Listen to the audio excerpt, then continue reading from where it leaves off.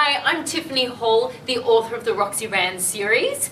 I'm a bit of a ninja today because it's book week, so I'm dressed up like Roxy Ran. I've written White Ninja here and Red Samurai, and currently working on Black Warrior out next year. And you can check out a little bit of Red Samurai on Kingston Virtual Storytime on the website there.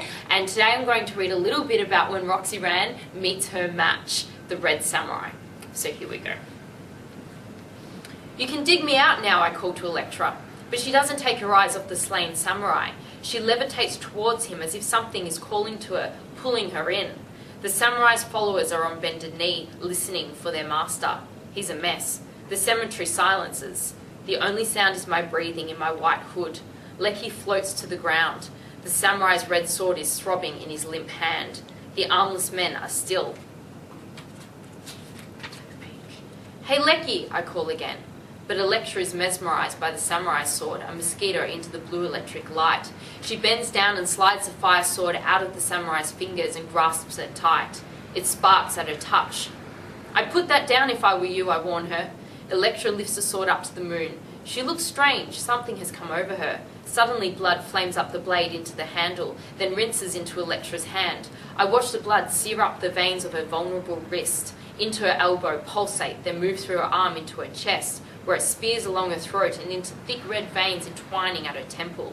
Lecky turns to me, her face webbed with blood clots. She is unrecognizable. Her hair slowly turns neon red from the roots to the tips.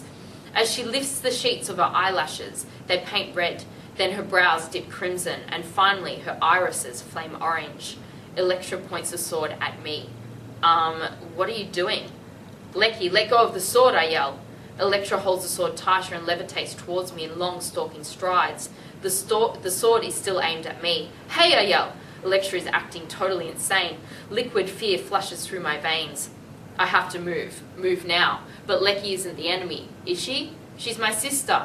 My instincts are screaming though. I'm so confused. The sword seemed to consume her, but that doesn't make sense. And Mum will kill me if Lecky returns with red hair. We've never been allowed to dye our hair. "Lecky, stop," I scream. But her orange eyes seem intent on destroying me. I have no choice. If more warriors show up, I'll deal with them. I summon the tectonic plates and the earth growls and cracks all around me. The mud concreting my feet splits apart in thick chunks, finally freeing me. My white uniform is brown up to my knees.